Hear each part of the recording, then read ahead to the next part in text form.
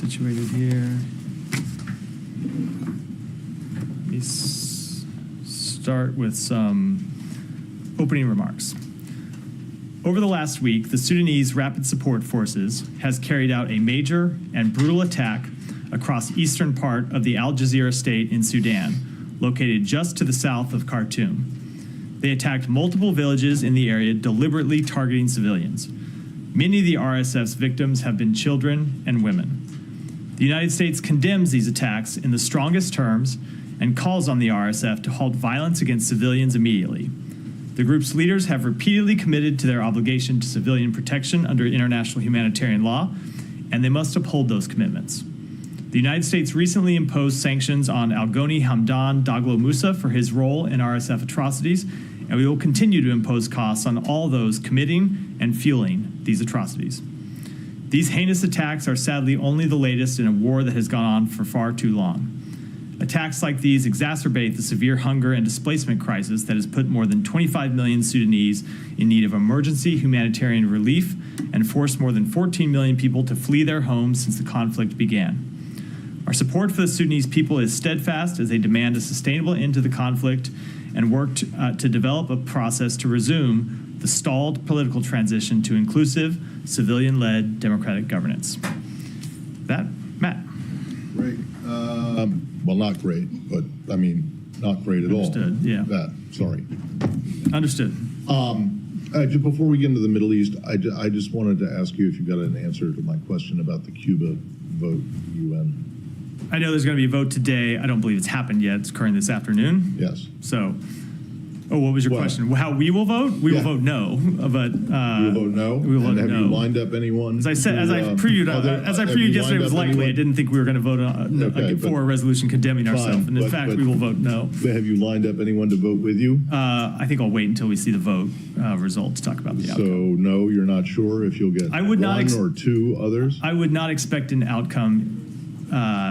Dissimilar. Dissimilar. I was going to say inconsistent. Dissimilar is a better word to previous outcomes. In other words, this is a resolution. Another demonstration of virtually the entire world's opposition to this embargo. I wouldn't expect a dissimilar result, but we have made our position clear on it for some time, and we'll continue in our vote at the UN today. All right.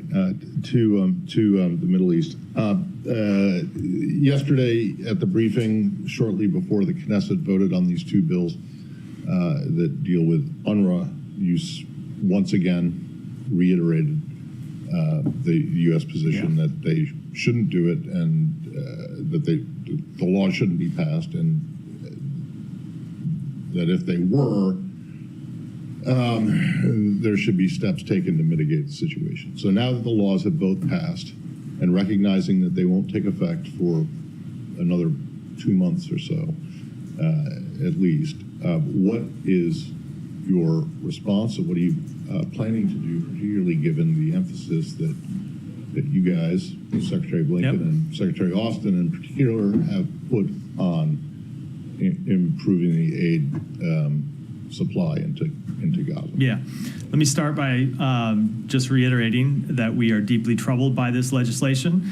It could shutter UNRWA operations in the West Bank, in Gaza, in East Jerusalem. It poses risks for millions of Palestinians who rely on UNRWA for essential services, including health care and primary and secondary education. UNRWA, of course, plays a critical role in providing services to Palestinians in Gaza, the West Bank, and throughout the wider region, and particularly in Gaza. They play a role right now that, at least today, cannot be filled by anyone else. They are a key partner in delivering food, water, and other humanitarian assistance to civilians in Gaza that wouldn't have anyone else to get it from if UNRWA were to go away. So we have made clear our concerns over this bill. We have made clear our opposition to this bill. As the Secretary said in his letter, and as I reiterated yesterday, there could be consequences under U.S. law and U.S. policy for the implementation of this legislation. We are going to engage with the government of Israel in the days ahead about how they plan to implement it. We're going to watch and see if there are legal challenges to the law and if there's any impact by those legal challenges. And then we'll make our decisions after looking at all of those factors. I'll let others go. Can I follow up on the John. aspect? Let me I can't let you go without commenting. That's a fantastic shirt. thanks. Before we get going, it's great. Actually, I bought from Angola, so anybody on this trip. I figured you got that on the trip that we were on, so it's great. Well, Africa's a fashion powerhouse. On a serious note, could I ask you about back on UNRWA?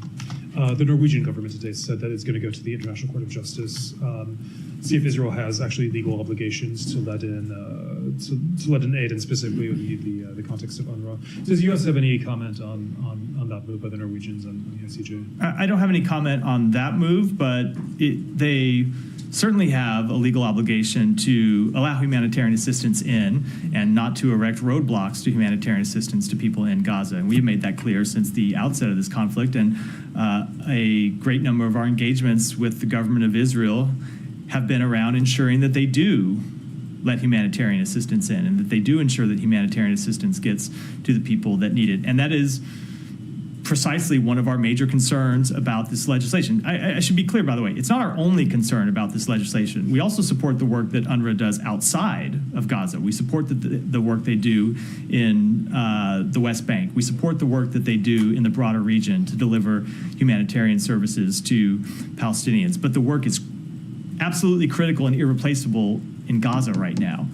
And we made clear before the passage of this legislation, and it remains true, that there are potential policy and legal implications to this legislation being implemented, and we're going to be in conversation with the government of Israel about that. Sure. Maybe just stepping away from the UNRWA issue per se, I wonder if you have anything to say about the Israeli strike today in Gaza. I think the latest death toll that we've reported is nearly 100 by eyewitness accounts. Many, if not most, appear to be civilians, children. I know you don't speak for the government of Israel, but as Israel's, you have anything to say about this? We are deeply concerned by the loss of civilian life in this incident. This was a horrifying incident with a horrifying result. I can't speak to the total death toll, but there are reports of 24 children killed in this incident. No doubt a number of them are children who have been fleeing the effects of this war for more than a year now. We have reached out to the government of Israel to ask what happened here. We don't yet know the underlying circumstances. We have not gotten a full explanation from them about what happened. But you step back and look at where we are in this campaign. We are a year into the government of Israel's military campaign in Gaza. And Israel has decimated Hamas's military capabilities. It has decimated Hamas's leadership. It has, through its military action, ensured that Hamas does not have the ability to repeat the attacks of October 7th. And all of that, getting to here, came at great cost to civilians in Gaza, which is, of course, often the case when civilians are caught in the crossfire in conflict. And so that tragic cost to civilians continues today, quite notably in this strike, which seems to have claimed significant civilian life. And it is another reminder of why we need to see an end to this war. And so why we need to see, the Secretary himself also said it last week that he thinks that Israel's strategic goals have largely been met. So why carry out strikes like this, and what's the utility at this point? So you have to take that question to the government of Israel. So I will say that as the Secretary said, yes, their strategic goals have largely been met. Now, there is a strategic goal that remains incredibly important, and that is to return all of the hostages. But as you have heard any number of leaders in our government speak to for some time, from the President to Secretary Blinken to Secretary of Defense Austin, it is critically important, not just to the people of Gaza, but to Israelis and to Israel's own security, that Israel be mindful of achieving larger security, that Israel be mindful of achieving a larger strategic success, and that they be mindful of finding a way to end this campaign in a way that brings the hostages home and in a way that ensures their security, and not just continuing in an endless, perpetual conflict. Just one more, and this has obviously been something you've been asked many times Yeah. over the past year. But what is the U.S. going to do about it? I mean, the U.S. is obviously the major arms supplier to Israel, the major diplomatic supporter of Israel. You said that this incident is horrifying, and while you're trying to address and try to find out more information, what would be the consequences, if any, if the U.S. feels that this was without warrant? It's hard to say it's justified in any case, but if the U.S. decides that this was what it was. Look, so not to get ahead of things, but when it comes to assessing any one individual strike, it's something that we have to be very deliberate about and take time to assess the underlying circumstances to decide whether there was any particular potential legal violation and what the implications of that would be. I will say what we are going to do about it, though, is to continue to try and end the war and continue to impress upon to the government of Israel the need to end this war, to continue to work with the other mediators, Egypt and Qatar, to try and find a way forward to end this war, and to continue to work with partners throughout the region and throughout the world to present a plan for what follows the war, which would give Israel the confidence that they don't need to continue an endless fight, that there would be actual security in Gaza that would provide security for Israel too, and so that they can withdraw their forces from Israel and know that there isn't an ongoing threat to Israeli civilians and to the state of Israel. Sorry, Shannon, go ahead. I'll come to you next. I'm just going to go down the line, although then I have to skip Jillian. So I have to skip Jillian, sorry. Having promised Shannon Humair, I'll do Shannon Humair and then Jillian. Going back to the letter sent by Secretary Blinken and Secretary Austin to the Israeli government, it calls for the creation of a virtual channel to discuss civilian harm incidents and says the first virtual meeting of that channel should take place before the end of October. Has it happened yet, or is it on the books? We have had conversations about the establishment of that channel. I don't have anything definitive yet to report. We continue to have conversations about how to establish that in a way that will be meaningful and will actually produce results. Does the State Department consider that meeting or its equivalent to have taken place already? I don't have an announcement to make today. We have a few days left in the month. Yeah. Matt, so on that letter, I think that was sent about more than 2 weeks ago. Does the United States have some sort of an interim assessment on how Israel has done so far in terms of fulfilling U.S. requirements, given what's going on in northern Gaza too? We have been watching and engaging with them about each of the steps that we called on them to implement in that letter. Now, I'm not, during this 30-day period, going to go through line by line and say which one has been implemented and which one has not, although we are very carefully tracking that, and we are engaging with them about specific steps that we want to see them take. But I don't think it's appropriate for me, while we're going through this process, to go through one by one and talk about where they are. Just speaking largely, though, or speaking broadly, I should say, we have seen some progress, but we haven't seen enough. That's what I said last week. What the Secretary said last week, it continues to be the case that we have seen them take some initial steps, but we need to see them do much more, and we are engaged with them to impress upon them the importance of doing much, much more. Right. Given it's another 2 weeks left, I believe, how confident that are you that they are actually going to fulfill these? I don't think it's appropriate for me to make any predictions at this point. We made clear what the steps are we want to see implemented. We put a deadline on it. Let's wait until we get to the deadline to talk about where things stand. Right. And about this deadline, there is a lot of commentary out there, and in the law, there is no grace period. You are saying at this moment in time that you have not seen enough from Israel. So I just want to ask the question that a lot of people out there are asking: why not implement the law now? We are implementing the law. We have not assessed them to be in violation of the law at this point. But you're just saying they're not fulfilling the things that you want from them. They are impeding aid into Gaza.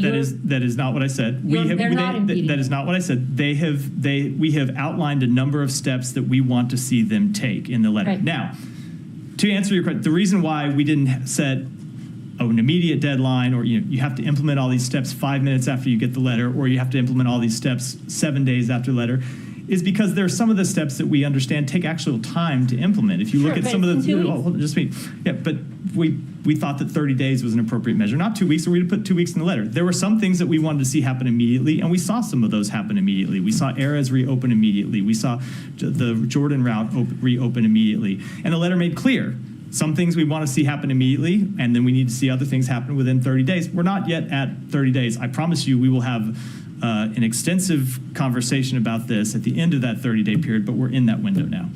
I'm just having trouble understanding how the two things add up, and that is the secretary has said, you've said, whatever Israel was doing to ensure more aid goes into Gaza, that has fallen off significantly. There hasn't been a sustained effort, and they have not been doing enough for a sustained period of time.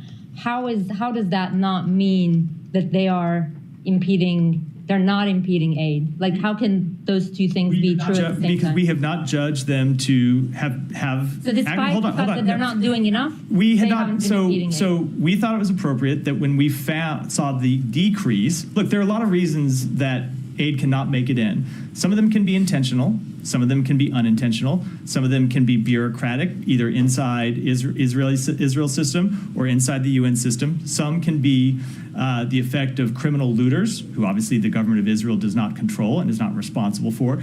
And so, given all of those different factors that can go into the result that we saw, and the result that we saw was aid coming down more than 50% from its peak, we made clear that, look, on the things that you can control, on the things that the government of Israel can control, recognizing that you don't control everything, we want to see steps. And at the end of those steps, we will come back and talk about what the results have been. Just one final thing on northern Gaza. When you were answering, I think, Shannon, you talked about this endless cycle that the Israeli military seems to be in right now. So is the U.S. calling the Israeli military to wrap up, to finish what it's doing in northern Gaza now? We want to find a durable end to the war, and I say the durable end to the war is important, an important way to think about it.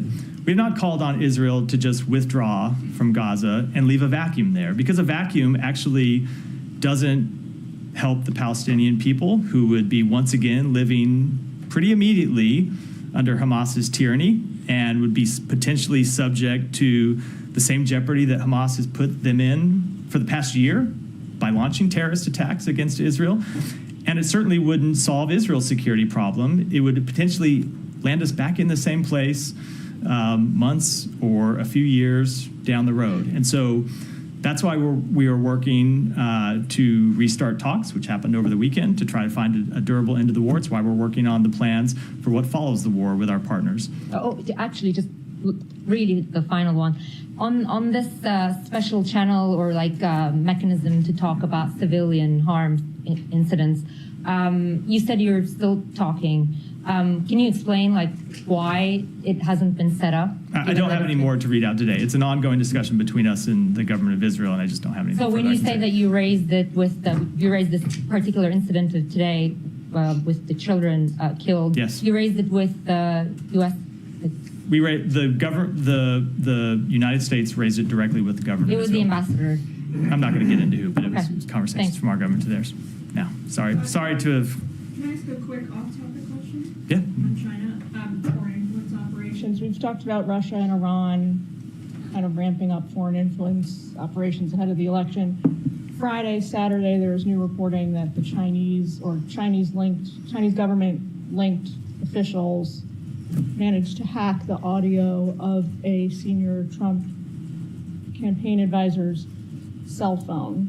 That was preceded by general reporting that they were trying to get access to data for the former president and Senator Vance and unnamed folks on the Kamala Harris campaign. Is this something that you are tracking with regards to China especially, and are you addressing it diplomatically at all, or are you just leaving it all up to the FBI to investigate? So I'm not going to speak to the specific incident because it is appropriate for the FBI and the intelligence community to speak to any specific incidents when it comes to such influence operations or such potential espionage operations across any wide variety of incidents. I will say that we have raised consistently with the government of China at the secretary's level and at other levels the fact that we are watching very closely any attempts to hack U.S. systems, U.S. equipment, U.S. personnel, to interfere in U.S. elections or other U.S.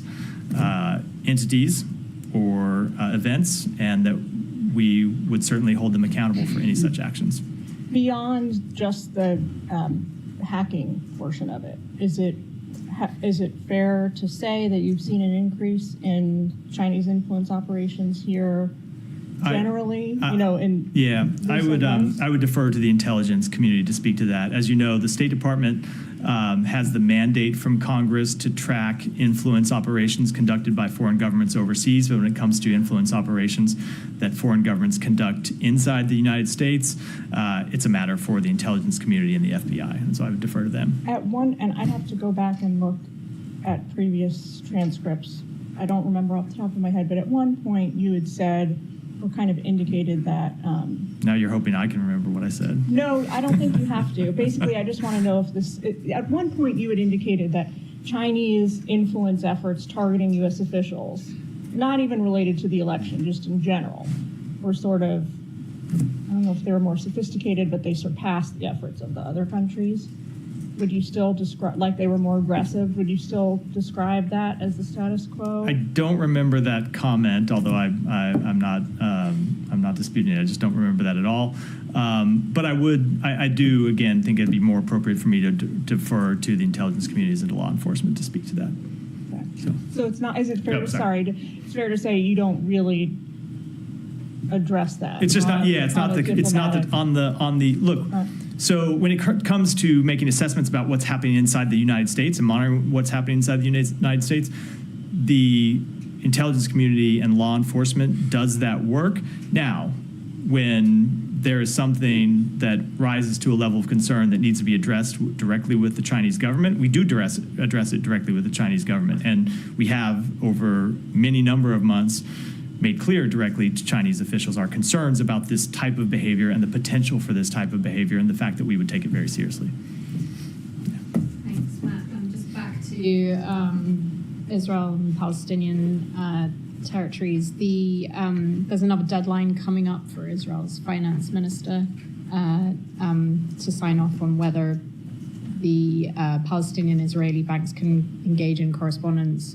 There's concern from the US and also the G7 members, and apparently a letter was sent to Netanyahu expressing concern that Smotrich won't sign off on extending that cooperation and that it could potentially collapse the Palestinian economy. How real is this concern from the US, and can you give us guidance on what the US would do if he decided not to go ahead and we have been extremely concerned about this. You will recall, of course, that this is not the first time we faced this possibility. Several months ago, that particular minister made threats that he would not extend this particular provision, and we made clear to the government of Israel that that such an action would have severe consequences for the Palestinian economy. It would have severe consequences for Israel's security. It would potentially cause enormous disruption in the West Bank. And that's not in the Palestinians' interest, and it's not in Israel's interest. And we were able to impress upon the government of Israel the incredibly harmful nature of such an action the last time they got up to such a deadline, and convince them to extend it. And we're continuing to impress upon them the same thing this time. I don't want to deal with a hypothetical about what would happen if they didn't extend this provision. It's important that they do. Yeah, Saeed. Thank you, Matt. Going back to UNRWA, I mean, I went to UNRWA schools for a while. My wife went to UNRWA schools all her life, and she depended on UNRWA rationally. It is a major part of sustaining the Palestinians in every way. And, trying to, sort of satanize and UNRWA and say that it had done some evil things and so on, it goes back before this war. It goes back to 2017 when they stopped the fund. My question to you said that, you are deeply troubled by the decision. And you also said that you engage the Israelis. What steps will the United States take to ensure that UNRWA continues to operate? I'm not going to preview anything from here today, Saeed. If you look at the letter that the Secretary sent, he made clear that we're opposed to the passage of this legislation, and he made clear that there could be legal and policy implications to the implementation of that legislation. That remains true. Okay, but you see, because you said that we want to see that aid is properly allowed into the Palestinian areas and so on. But we're not talking about UNRWA. UNRWA is basically, if UNRWA is compromised, the whole aid for the Palestinians, and in fact, their whole, their whole connection with what's going on in the world community, it stops. It's totally compromised. I'm saying that will you, let's say, agree to if UNHCR, for instance, takes over the aid to the Palestinians? Sorry, I can't get into a hypothetical about Let me ask you a couple more questions, if you allow me. Now, you said that at one point, I think you said that if there's a vacuum, then Hamas would return and the Palestinians will be under the tyranny of Hamas again. So is the purpose of the war is really to free the Palestinians from Hamas tyranny? The purpose of the war, from Israel's perspective, and I'm just going to say what they have said publicly, that the purpose of the war was to ensure that to ensure that Hamas could not repeat this attack again, to hold its leadership accountable. They have done both of those things, and to return the hostages. They have completed two pretty significant objectives. They've also decimated the Hamas's military capabilities, and so what the Secretary impressed upon them last week was that it is time to find a way to bring this war to an end. Now, we have also made clear, and this is, we have also made clear that Hamas cannot continue to govern Gaza the way it did before October 7th, because you saw the result of Hamas governance of Gaza, and that is horrific consequences for the Israeli people and horrific consequences for the Palestinian people. But seeing what, I don't know, I mean, they call it a war. It's not a war. There is no opposing army. It is really a slaughter that we have every day. And I don't want to enter into polemics. Saeed, is the stipulation that there are no Hamas fighters left who are still shooting at the IDF soldiers? Yes, of course there are Hamas fighters. Well, that's before you rename the conflict let's just establish facts about what is actually happening. Honestly, what we see day after day is a slaughter. It is a slaughter. I think there will come a time when you guys have to call it exactly what it is, because every day, I asked this question several weeks back about Palestinians get up every day, for another 100 dead, for another 100, and this keeps going on. There is no end in sight. It doesn't seem that Israel has any incentive to basically indulge even in serious talks about a ceasefire. Saeed, the horrific consequences of this war are exactly why we are trying to end it. The very things you just went through, and I would add to the suffering that's going on, the suffering of the hostages and the hostages' families, is for all those reasons that we're trying to end the war, and trying to end the war in a way that ensures peace and security for Israelis and Palestinians in the future. Okay, one last question on the aid. Now, the letter was sent out, I guess, around October 15th, so the deadline is November 15th?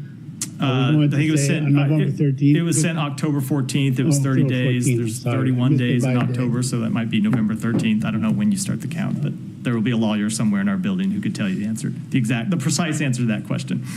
So on November 15th, we're going to say the deadline has passed and you have not done. I'm not going to predict what we're going to do, but we made clear in the letter what the deadline was for implementing changes. Maybe you could bring that lawyer down to answer some questions from the podium, particularly about how you guys have not been able to come to any conclusion about whether what Israel is doing amounts to violations of international law. Well, there are any number of lawyers in this building who are working on that question, but I know. For better or for worse, it's my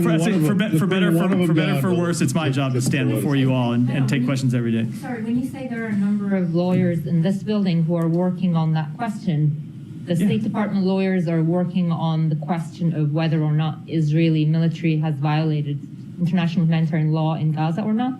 There are State Department lawyers working on that? Of course there are. That's something we've said a number of times, that there are a number of Within what process exactly? I'm not going to get so, Mary, you know the answer to this question because hold on, just let me finish before. You know the answer to this question because you asked it to me before, and I've answered it before. We have a number of ongoing processes to look at the facts of a number of incidents and to make specific assessments Yes, but about I'm those pretty incidents. sure you didn't mention State Department lawyers Of are cour- looking at it. of course like there's you said, state- we have there's state- ongoing so- processes.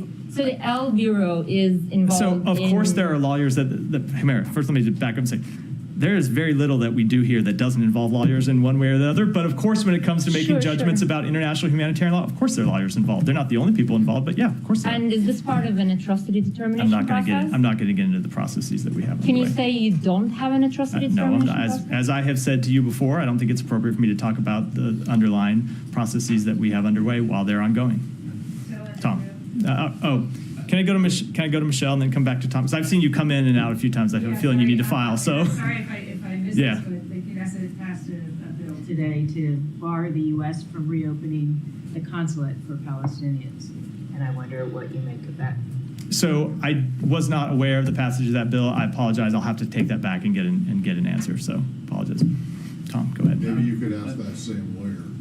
I'm not sure. That's a policy question, not a legal one. So Well, I don't know. It seems like a legal question. I'm not sure that the Israeli parliament can decide whether or not you guys are going to Well, open it. maybe that will be a legal question. I'll have to.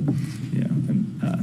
Tom, go ahead. I wanted to follow up on Said's very first point there about UNRWA, because we understand the immediate critique that you have of the attempts to shutter it, about the critical urgency of aid into Gaza and the effects on the West Bank and so on. But there is a deeper motivation for a lot of Israeli politicians, especially nationalists, who want to break the link, the historical link between Palestinian registered refugees of today and their historical dispossession in 1947, 1948, because that breaks the link between when 750,000 Palestinians fled or were forced from their homes in what is now Israel in 48, and the conflict today. So that's really important. And I just want to get a sense from you, because I don't know if we've heard an answer to this question. Do you support those Palestinians continuing to have registered refugee status? So I can't speak to that today. I can tell you what we're focused on when it comes to UNRWA's work are the critical services that they provide. And they provide those services, as I said, in Gaza, in the West Bank, across the region, and it's critical that work to continue. Now, as to the broader question, I can take that back and get you an answer. Okay, I mean, it's just important because you said... Not here. I'll take you back and get an answer. Okay, fine. On your own letter of the 13th of October, you warned in there, about the effects of legislation to ban UNRWA, and you said to Gallant and Derma, we ask that you take all possible steps, whether with lawmakers or using the authorities of the Prime Minister's office, to ensure this doesn't come to pass. I mean, that part, it seems they've already clearly ignored because the vote has passed. So they've had 2 weeks to work with lawmakers to stop it. They're not listening to you? The bill has passed, so... But you asked them to work with lawmakers to ensure this doesn't come to pass. So that part you've already lost on. So as I said before, the bill's passed, and we made quite clear our concerns, and we will make our decisions based on the next steps, based on the implementation of this law, and based on any potential legal challenges. As I said, there's always, when you have controversial laws that like this that pass, the potential for challenges that delay their implementation. I don't know if that will happen, but we're going to watch over the next few days to see. But I asked the question because does it give you any sense of how seriously they take your letter, because they've already ignored that part? Well, we're going to see, right? Look, I'll tell you, we've heard the Secretary speak to this. We've seen them already take a number of steps that we called for, and others they haven't taken yet. So we're going to look at the end of the 30 days and go through and see what they've implemented and what they haven't. So just let me go on this point, because that's your letter. In the March 28th ICJ order on the South Africa genocide case, in order 51-2A, I think it is, they say that Israel must take all necessary and effective measures to ensure, without delay, in full cooperation with the United Nations, the unhindered provision, to allow aid to get into Gaza. I mean, in full cooperation with the United Nations, for the country in question to then ban the primary UN agency that is responsible for that does not seem like full cooperation. So I will admit that I do not remember. I read that order when it came down. I do not have it in front of me and do not have the provision that you're looking at to study. But we have made clear.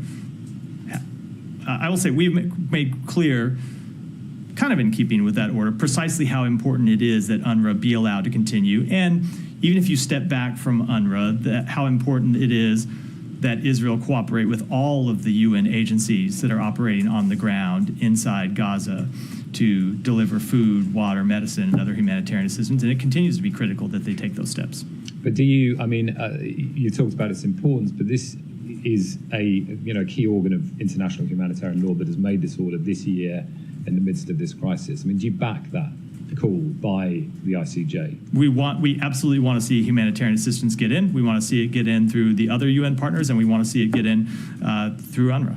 And just finally, on this airstrike in Bet Lahia you referenced, you talked about, the war's gone on for a year.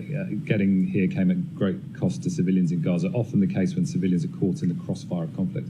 And I know you've used that phrase many times before. Is that a specific reference to this airstrike, and you see this as crossfire? No, as I also said, as you notice, if you would note, my full quote said, we don't know what happened in this strike. We don't know the particular circumstances. So no, it was about the broader conflict. When it comes to this particular strike, we have reached out to the government of Israel for information, made clear we want to know exactly what happened, how you could have a result that produces, according to reports, dozens of children dead, and we don't yet know the answer to that question. I just raise it because it is an expression you've used and the Secretary's used many times about crossfire, including, when there have been many civilian casualties in airstrikes. I mean, the Palestinians do not have air defenses, so I'm just sort of puzzled about this use of the phrase crossfire. So I think it should be pretty clear. First of all, when I made clear it was about the broader conflict. And in the broader conflict, you do have Hamas leadership, Hamas battalions who locate themselves under civilian buildings and fire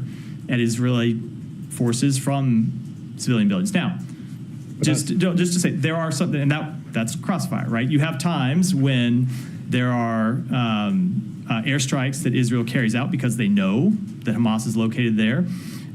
There are times they carry out airstrikes because they have IDF soldiers on the ground who are coming under fire from a particular location, and this is a standard military practice, obviously, and they call in an airstrike to take out that location because they have soldiers who are under fire from there. That's the definition of crossfire, I think. Isn't it a bit disingenuous, though, because crossfire would be understood to mean if civilians are caught in crossfire, you would understand that usually to be an accident on the ground because people are literally caught in crossfire, but using it to describe airstrikes when many, many civilians are killed feels misleading. I think crossfire means civilians caught between one military striking a terrorist organization or another military, or a terrorist organization striking a military, and that is what is happening in these incidents. Yeah, Abby. You said earlier, and this is a hypothetical, but I'm starting with your own hypothetical, if this UNRWA legislation was implemented. A hypothetical on a hypothetical. Well, following on yours, if this UNRWA legislation is implemented, just digging down on that, you've described them as irreplaceable, that there's no alternative. So at that point, would you assess that Israel is directly or indirectly impeding the delivery of humanitarian aid? I really can't predict what kind of an assessment we will make in the future. I made clear our concerns over it, and I made clear we're going to watch over the coming days what happens with the implementation of this law, but where we will land, I'm not going to forecast today. And then there are some reports from earlier this week that the IDF detained medical staff within one of the largest hospitals in northern Gaza. The UN said yesterday that they left 2 doctors to take care of hundreds of patients. Is the U.S. Asking Israel about what led them to detain those medical staff, and are you satisfied with their answer? We are asking. I don't have an answer yet. Okay. Yeah. Are you concerned about?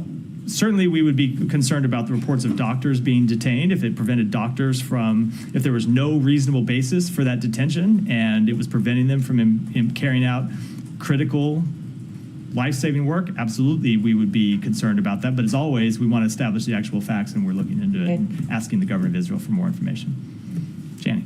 Thank you, Matt. A couple of occasions on Russia and North Korea, and I will follow up if I may. North Korea's foreign minister went to Russia to discuss additional dispatch of North Korean troops. And Russian foreign minister Sergei Lavrov claimed that the dispatch of North Korean troops was legally justified under the Russia and North Korea mutual military treaty. Do you think that the dispatch of North Korean choose to help Russia's illegal war is a violation of international law? We do. We believe that Russia's training of DPRK soldiers involving arms or related material is a direct violation of Security Council Resolutions 1718, 1874, and 2270. And DPRK soldiers providing or receiving any training or other assistance related to the use of ballistic missiles or other arms would violate Resolutions 1718, 1874, and 2070, in addition to Russia and the DPRK's ongoing UN arms embargo violations. And one more, the UN Security Council meeting on the North Korea's military deployment will be held tomorrow. As you know, sanctions in the Security Council will be difficult due to opposition from China and Russia. Recently, the United States and South Korea and Japan and their allies have established a multilateral sanctions system against North Korea. Can sanctions on military cooperation between Russia and North Korea be implemented through this system? So the multilateral sanctions monitoring team is a mechanism for examination, analysis, and public reporting on the implementation of UN sanctions measures against the DPRK. It's not a sanctions imposing mechanism itself, but of course we do maintain the ability to impose sanctions on both Russia and North Korea. We've shown we're willing to use those abilities and authorities in the past, and we will continue to do so when appropriate. Does the United States delegation to visit Ukraine, because South Korea already visited NATO and Ukraine? So we have, do you have any? We have U.S. delegations who are traveling to Ukraine virtually every week. I don't have one to announce today, but it's quite regular for to see U.S. officials visiting Ukraine. The Secretary of Defense was there last week. Secretary Blinken was there last month, and we will have a number of important visits coming in the coming days. The Chief of Staff to Ukraine's president is here today, meeting with Secretary Blinken and others from the United States, from the U.S. government. Thank you. So there are multiple reports saying that the new appointed head of Hezbollah is in Iran. Given that Israelis started as soon as the announcement came officially about his appointment that they're going to take him out, is U.S. concerned that Israeli taking him out in Iran will intensify the situation in the region, especially with the Iranians saying that they are preparing for attack on Israel? I don't want to comment on a hypothetical action in any way. Okay, and I have another one regarding comments by Ambassador Linda Thomas-Greenfield today.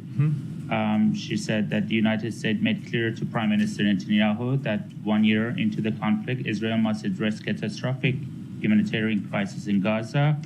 The United States rejects any Israeli efforts to starve Palestinians in Jabalia or elsewhere, and that Israel's word must be matched by action on the ground. Right now, that is not happening.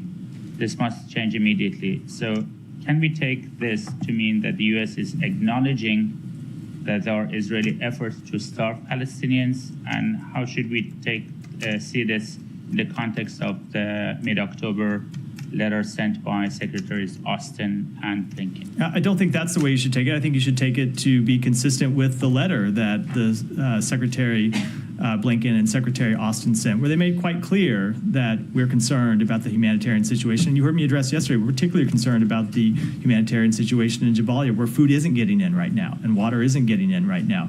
And that does need to change. And that's what Ambassador Thomas-Greenfield was making clear in those remarks. Can we stay on the Lebanon part of that just for a second? I mean, there are multiple reports coming out of both Beirut and out of Israel that the U.S. has proposed some kind of a ceasefire plan for Lebanon that would call for a full implementation of UNSCR 1701 with the withdrawals by both Hezbollah and Israel within 2 months. Is that at all your understanding of where? So I don't want to get into the private diplomatic conversations that we're having, including about what any potential timetables might be.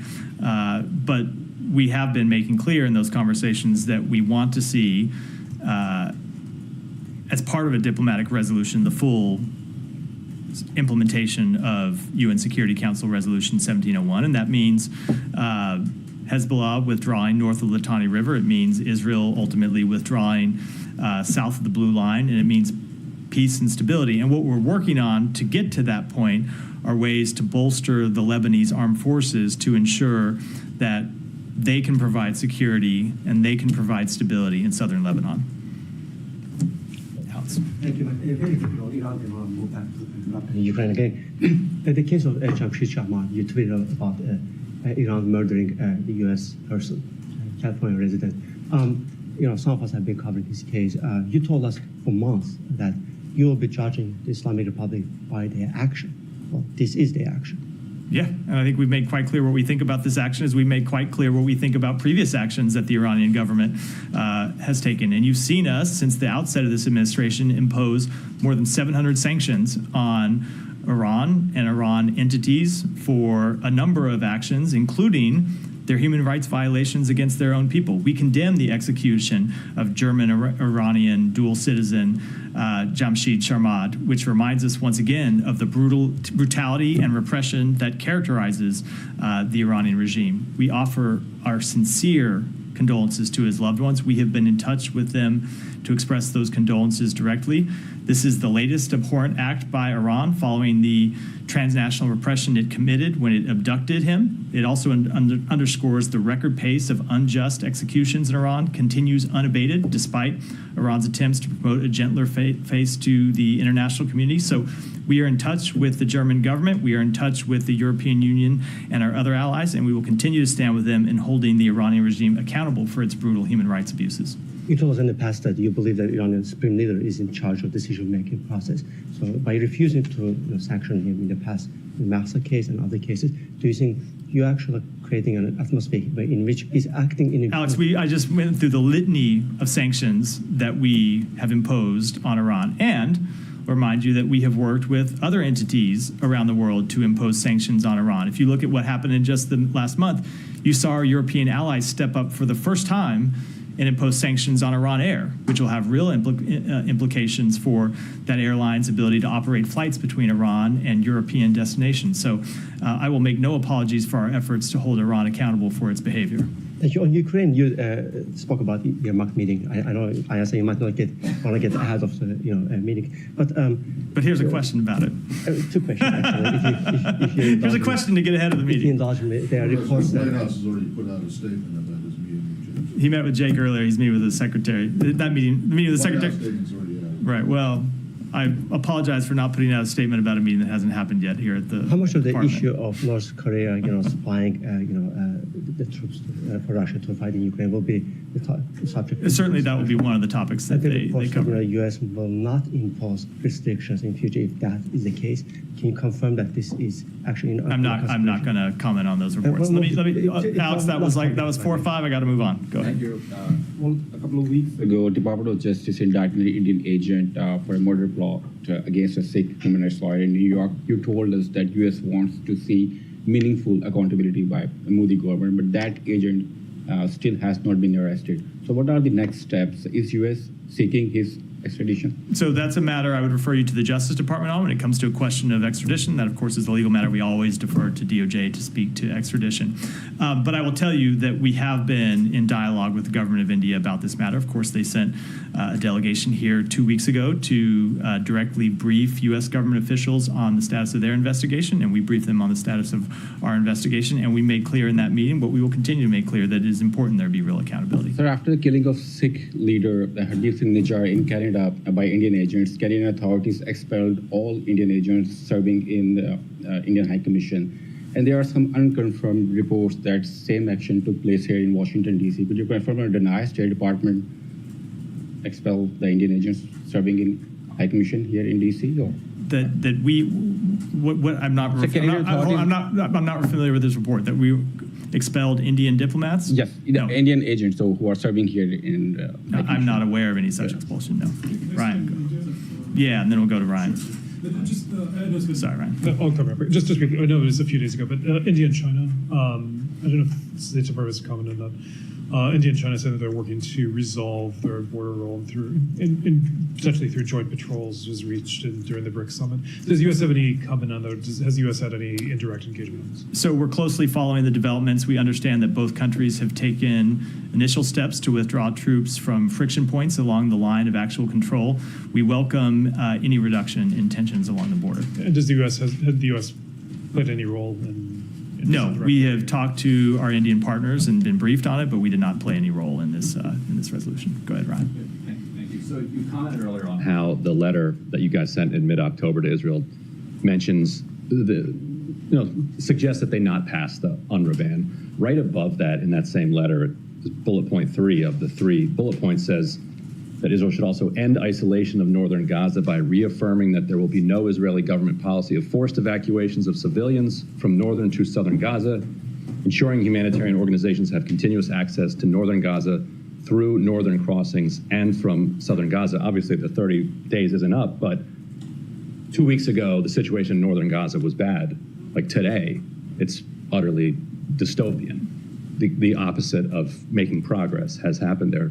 Somebody mentioned the 109 civilians killed in this residential building as part of this forced evacuation. So it seems like neither of those two things have happened, and in fact, they've gone the opposite direction. Do you need the 30 days to make an assessment on at least that bullet?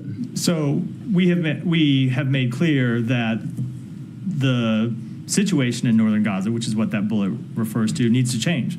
And Secretary Blinken made clear directly to the Prime Minister last week that the situation in northern Gaza needs to change, that we need to see everyone in northern Gaza, every civilian in northern Gaza have access to food and water and other humanitarian assistance, and we're going to continue to make that clear. You started with the RSF and the most recent war crimes. UAE is one of the strongest backers of the RSF. You guys are very tight with the UAE. Why can't the U.S. pressure the UAE to put a stop to this? How long is this going to go? We have made clear to every country in the region, every country around the world, that no country should do anything to prolong this conflict, including providing arms to either of the warring parties. It just seems like countries in that region just aren't interested. Like, maybe they listen, but they just don't follow the advice that we're. Look, every country makes its own decisions on a host of foreign policy issues. But I can tell you that the thing that the Secretary heard time and time again as we were in the region last week is that partner after partner welcomed our engagement because we are the only ones who could play this critical role of trying to end conflicts in Gaza, trying to end conflicts in Sudan. They're difficult. They're parties with intensely competing interests in their own politics and their own situations. But we heard over and over again that countries welcome the role that we play. Now, it doesn't mean every country follows exactly the course that we prescribe, but we continue to try and play the leadership role that we think the moment demands, to try and bring countries together to find an end to these wars. Yeah, and just real quickly on Pakistan, I know you commented yesterday on the letter from 62 members of Congress. The Pakistan media is reporting that Pakistan security services responded to that letter by putting out dossiers of the members of Congress who signed that letter and flagging a particular number of them that were Jewish and a particular number of them that were supporters of LGBT rights in an effort to undermine the strength of that letter. Is there any level of kind of embarrassing conduct from the ISI or from the Pakistan military that would cause the U.S. to kind of rethink this relationship? Let me just say, obviously, that's something that would be concerning to us, but I haven't seen that report yet. So before I offer a substantive comment on it, I want to take a look at the report myself and be able to weigh in on it. And we'll either get you a written answer. I'm happy to come back and address it tomorrow from the podium. Thank you. Yeah, go ahead. Thank you. On Thursday's phone call between Secretary Blinken and Turkish Foreign Minister Hakan Fidan, can you please give me more details on what was discussed specifically about Turkey's fight against terror, given that call came immediately after Turkey was hit by a terror attack? Yeah, so there were a number of things that the Secretary and the Foreign Minister covered on the call. First of all, the Secretary expressed the United States' condolences for that attack and expressed our solidarity with the Turkish people in the face of a terrorist attack. But then they also on the call addressed the work that the Secretary had been doing in the region to bring the war in Gaza to an end, to find a diplomatic resolution to the conflict in Lebanon, to work to prevent the situation between Israel and Iran from further escalating, The secretary made that call while we were traveling from the region to London. So in addition to offering his condolences for the terrorist attack, he was updating the foreign minister on all the work that we did on all of these fronts, on which we see Turkey as a critical partner. One more, and then we'll wrap for today. Thank you, sir. Two quick questions for you. First, on UNRWA, you mentioned the U.S. playing the indispensable role of trying to end conflicts. Ambassador Thomas Greenfield brought up today that Israel and the UN need to talk to each other, not at each other. There's this 90-day window now before the implementation. Does the U.S., while it's pressuring Israel, go to the UN and say, listen, you're not faultless here either. UNRWA has been infiltrated by Hamas. It's time not for these cosmetic whitewash report changes, but something really, really big here, and try to meet halfway. Is there an opening for that? We have made quite clear that we have made quite clear that UNRWA needs to undertake reforms. We have made quite clear that they need to investigate any allegations brought to them of misconduct by their employees, and we have seen them conduct investigations, and we have seen them dismiss a number of employees. Now, when you look at further into this matter, you see that UNRWA has said, and if the government of Israel wants to dispute this, they should dispute it publicly. UNRWA has said that with respect to a number of the allegations that Israel has made against UNRWA employees, when UNRWA has asked for the information from the government of Israel that they would need to investigate those claims, the government of Israel has refused to provide it. So, yes, UNRWA absolutely needs to take allegations seriously. They need to investigate them. If there is anyone on their payroll who is involved in the terrorist attacks of October 7th, who is connected to Hamas, who is involved in terrorism in any way, those people need to be dismissed, and UNRWA needs to look at reforms to ensure that such people are never hired again in the future. But the government of Israel also needs to provide information to UNRWA so it can carry out those investigations. The Secretary General mourned the loss of what he called a colleague who carried out a massacre in southern Israel. It's one of those things that Israel kind of looks at and says, something's not computing here. But I want to get to the second question. I know we're short. Special Rapporteur for Palestinian Rights, Francesca Albanese, is in the U.S. She's going to give a presentation to the UN, do a little speaking tour. Ambassador Thomas Greenfield, Ambassador Taylor at the Human Rights Council, Ambassador Lipstadt have all deemed the Special Rapporteur, in words or some phrase, a purveyor of anti-Semitism. I know you can't comment on individual visa issues, but in a broader perspective, we've seen countries deny entry to those who have a history of anti-Semitic comments. Is that taken into account at all in a broader perspective by the State Department when it issues visas? So I will just say that we have an obligation as the host country for the United Nations. We take that obligation very seriously, and one of those obligations is to grant visas to any number of individuals with views with which we do not agree. The Russian foreign minister travels to New York to participate in United Nations meetings. That is our obligation as the host of the United Nations, and it's one that we take seriously. And with that, we're out for today. Yeah, you have one more? I wanted to go to my two separate individual people issues. The first on Iran. Do you have more to say about the execution yesterday of the U.S. resident? I did just a moment ago in response to. You did? Yeah, I did. Oh, I'm sorry, I completely missed that. Clearly. Okay, and then in Cambodia. I was trying to think of I'll leave it at that. So I'm sorry, I don't know what happened. I guess it just tuned out for a second. On Cambodia, the journalist. I tuned out to some of your questions too, Matt. So clearly, offense not taken. You can tell by the answers. The Cambodian journalist Nektar was released on bail last week, but there are calls that charges against him remain in place, and I'm just wondering if you guys have anything to say about whether or not you think those charges are valid or should be dropped. Let me just say that I think this is the first time we've had a chance to address this at the podium since he was released. So I'll say that, first of all, we welcome that Nektar was released and is able to reunite with his family, and we will continue to monitor his case closely. We raised his case at multiple levels in Cambodia and in Washington. We were one of many voices among governments, journalists, civil society representatives who expressed concern for his arrest and advocated for his release. And we will continue to monitor his case closely and call on Cambodian authorities to support a positive resolution for that case. ensuring that all of his rights are respected. Now, I don't know what the follow-up is going to be, so I'm just going to stop there and say,